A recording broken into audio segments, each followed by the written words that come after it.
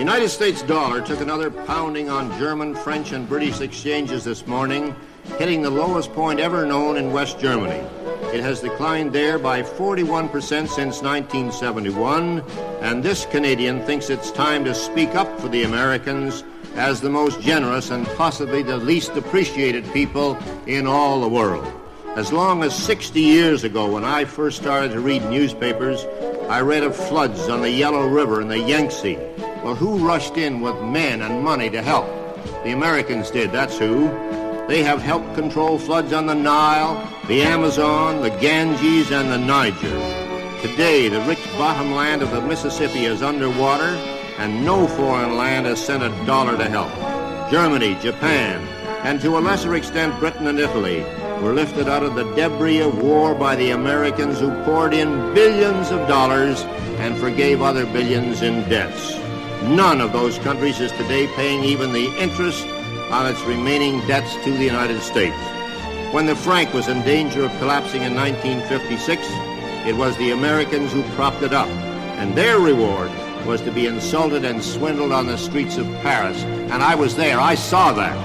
When distant cities are hit by earthquake, it's the United States that hurries in to help.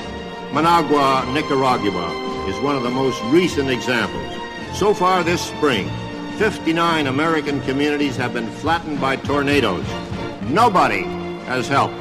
The Marshall Plan, the Truman Policy, pump billions upon billions of dollars into discouraged countries.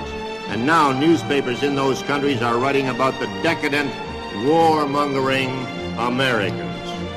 Now, I'd like to see just one of those countries that is gloating over the erosion of the United States dollar build its own airplane. Come on now, you, let's hear it. Does any country in the world have a plane to equal a Boeing jumbo jet, the Lockheed TriStar, or the Douglas 10? If so, why don't they fly them? Why do all international lines except Russia fly American planes? Why does no other land on Earth even consider putting a man or a woman on the moon? You talk about Japanese technocracy and you get radios. You talk about German technocracy and you get automobiles. You talk about American technocracy and you find men on the moon, not once but several times, and safely home again. You talk about scandals and the Americans put theirs right in the store window for everybody to look at. Even the draft dodgers are not pursued and hounded. They're right here on our streets in Toronto.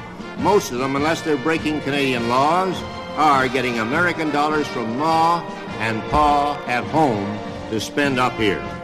When the Americans get out of this bind, as they will, who could blame them if they said to hell with the rest of the world? Let somebody else buy the bonds. Let somebody else build or repair foreign dams or design foreign buildings that won't shake apart in earthquakes. When the railways of France and Germany and India were breaking down through age, it was the Americans who rebuilt them. When the Pennsylvania Railroad and the New York Central went broke, nobody loaned them an old caboose. Both of them are still broke. I can name to you 5,000 times when the Americans raced to the help of other people in trouble. Can you name to me even one time when someone else raced to the Americans in trouble? I don't think there was outside help even during the San Francisco earthquake. Our neighbors have faced it alone, and I'm one Canadian who is damn tired of hearing them kicked around. They'll come out of this thing with their flag high, and when they do, they're entitled to thumb their noses at the lands that are gloating over their present trouble. I hope Canada is not one of these. But there are many smug, self-righteous Canadians. And finally, the American Red Cross was told at its 48th annual meeting in New Orleans this morning that it was broke. This year's disaster, with the year less than half over, has taken it all, and nobody, but nobody, has helped.